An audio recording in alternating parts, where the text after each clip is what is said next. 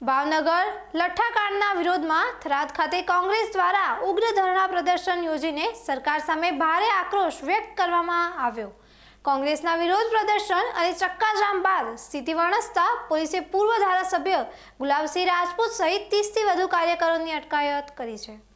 ભાવનગર ખાતે સર્જાયેલા દર્દનાક લઠ્ઠાકાંડના પડઘા હવે સમગ્ર રાજ્યભરમાં ઘેરા બની રહ્યા છે, ત્યારે વાવ અને થરાદ પંથકમાં પણ રાજકીય ગરમાવો આવી ગયો છે। થરાદ રેફરલ હોસ્પિટલ પાસે થરાદ કોંગ્રેસ સમિતિ દ્વારા રાજ્ય સરકારની નીતિઓ સામે વિરોધ નોંધાવવા માટે વિશાળ ધરણા પ્રદર્શનનું આયોજન કરવામાં આવ્યું હતું। ધરણા પર બેઠેલા કોંગ્રેસી આગેવાનો અને કાર્યકરોએ રાજ્ય સરકાર પર આકરા પ્રહારો કરતા સણસણતો આક્ષેપ કર્યો હતો કે ગુજરાતમાં દારૂબંધી માત્ર કાગળ પર જ સીમિત રહી ગઈ છે અને હકીકતમાં બૂટલેગરો બેફામ બન્યા છે। કોંગ્રેસ નેતાઓએ ગંભીર આક્ષેપ કરતા જણાવ્યું હતું કે માત્ર પૈસાની લાલચમાં મંત્રીઓ અને વહીવટી અધિકારીઓ સામાન્ય જનતાના જીવન સાથે ખુલ્લેઆમ રમી રહ્યા છે। કાયદો અને વ્યવસ્થાની સ્થિતિ તદ્દન ખાડે ગઈ હોવાનો દાવો કરીને વિરોધ પ્રદર્શન કરી રહેલા નેતાઓએ ગૃહમંત્રી તાત્કાલિક ધોરણે પોતાના પદ પરથી રાજીનામું આપે અને આ દર્દનાક લઠ્ઠાકાંડની નૈતિક જવાબદારી સ્વીકારે તેવી આક્રમક માંગણી દોહરાવી હતી। પ્રદર્શન દરમિયાન પૂર્વ ધારાસભ્ય ગુલાબસિંહ રાજપૂતે આક્રોશ વ્યક્ત કરતા જણાવ્યું હતું કે ઝેરી અને ડુપ્લિકેટ દારૂ વેચવાને કારણે જ આ આખો લઠ્ઠાકાંડ સર્જાયો છે, જેમાં અત્યાર સુધીમાં 7 જેટલા નિર્દોષ લોકોએ પોતાનો જીવ ગુમાવ્યો છે, જ્યારે અન્ય 25થી વધુ લોકો હોસ્પિટલમાં જિંદગી અને મરણ વચ્ચે ઝોલા ખાઈ રહ્યા છે। પ્રજાના રક્ષણમાં તંત્ર સંપૂર્ણપણે નિષ્ફળ નીવડ્યું હોવાના આક્ષેપ સાથે કોંગ્રેસી કાર્યકરોએ કાળા વાવટા ફરકાવીને સરકાર વિરોધી જોરદાર નારેબાજી કરી હતી। થરાદ મુકામે ગુજરાતમાં જે રીતે ભાવનગરમાં લઠ્ઠાકાંડ થયો અને 7થી વધુ લોકોના મૃત્યુ પામ્યા અને આજે 25 કરતાં પણ વધુ આજે દવાખાનામાં દાખલ છે। ગાંધીના ગુજરાતમાં દારૂબંધી છે, તેમ છતાં ભાવનગર સુધી દારૂ કઈ રીતે પહોંચ્યો એ મોટો પ્રશ્ન છે।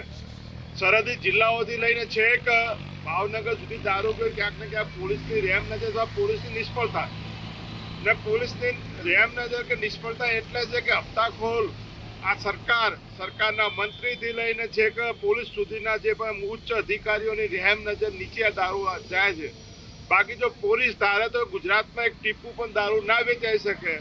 આજે લઠ્ઠાકાંડ થયો ને સરકારે આદેશ આપ્યા હતા કે તમે દારૂ લેવા જશો નહીં મળે, પણ મહિના પછી પાછી કદાચ હોમ ડિલિવરી પણ તમને મળી જાય। અહીંયા બેઠા પણ કદાચ તમે બુટલેગરને ફોન કરો તો આપણે અહીંયા બેઠા છે ત્યાં પણ દારૂની બોટલ આપવા માટે બુટલેગરો આવતા હોય છે। હોમ ડિલિવરી કદાચ કરિયાણું લેવા માટે કરી બજારમાં જવું પડે, પણ દારૂ તો ઘર સુધી પહોંચાડવાનું કામ આ ગુજરાતની સરકારને એના અધિકારીઓ કરે છે। મોટામાં મોટા બુટલેગરો તો સરકારના મંત્રી અને ઉચ્ચ અધિકારીઓ છે, જેમની રહેમ નજર નીચે આ બધો દારૂ આવે છે। આપણા સરહદી જિલ્લાની પણ વાત કરીએ તો આપણે જેટલી પણ ચેકપોસ્ટ ઉપર જો કડક તપાસ કરવામાં આવે તો આપણા સરહદી જિલ્લાઓમાં રોજની 200થી 300 ગાડીઓ દારૂ જાય છે। તો આ પોલીસને નથી ખબર? આખું વોટ્સઅપ ગ્રુપ બનાવવામાં આવ્યું છે। દારૂની ગાડી નીકળે એટલે એ વોટ્સઅપ ગ્રુપમાં ગાડીનો નંબર નાખવાનો, તો એ આખા ગુજરાતમાં ક્યાંય પણ જતી હોય ગાડીને પકડવામાં આવતી નથી। આ એક વોટ્સઅપ ગ્રુપમાં બનાવનારા કોણ? પોલીસના અધિકારીઓ મારફતે આખા ગુજરાતમાં દારૂ વેચાય છે। ધરણા પ્રદર્શન પૂર્ણ થયા બાદ માહોલ વધુ ગરમાયો હતો। વિરોધ કરી રહેલા કોંગ્રેસના તમામ આગેવાનો અને કાર્યકરો રેફરલ હોસ્પિટલ પાસેથી નીકળીને થરાદના મુખ્ય 3 રસ્તા સર્કલ પર પહોંચી ગયા હતા। કાર્યકરોએ રસ્તા પર બેસી જઈને ઉગ્ર વિરોધ નોંધાવતા ચક્કાજામ કરવાનો પ્રયાસ કર્યો હતો, જેના કારણે વાહનોની લાંબી કતારો લાગી ગઈ હતી અને ટ્રાફિક જામના ગંભીર દ્રશ્યો સર્જાયા હતા। ઘટનાની ગંભીરતાને જોઈને કાયદો અને વ્યવસ્થાની પરિસ્થિતિ જાળવવા તેમજ ખોરવાયેલા ટ્રાફિકને પૂર્વવત ક્લિયર કરાવવા માટે પોલીસ કાફલો તાત્કાલિક સ્થળ પર ધસી આવ્યો હતો। પોલીસે વિરોધ પ્રદર્શન કરી રહેલા નેતાઓ અને કાર્યકરોની અટકાયત કરવાની કામગીરી હાથ ધરી હતી।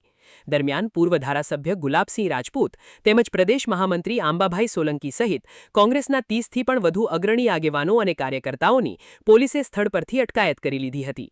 અટકાયત કરાયેલા તમામ નેતાઓ અને કાર્યકરોને પોલીસ વાહનોમાં બેસાડીને સુઈગામ પોલીસ સ્ટેશન ખાતે લઈ જવામાં આવ્યા હતા, જેના કારણે સમગ્ર થરાદ અને સુઈગામ વિસ્તારમાં ભારે ચર્ચા અને રાજકીય ઉત્તેજના વ્યાપી ગઈ હતી। ભાવનગરના લઠ્ઠાકાંડે સમગ્ર રાજ્યમાં રાજકીય સંગ્રામ છેડી દીધો છે અને થરાદમાં યોજાયેલા આ ઉગ્ર પ્રદર્શને સરકાર સામે વિરોધની જ્વાળા વધુ તેજ બનાવી છે।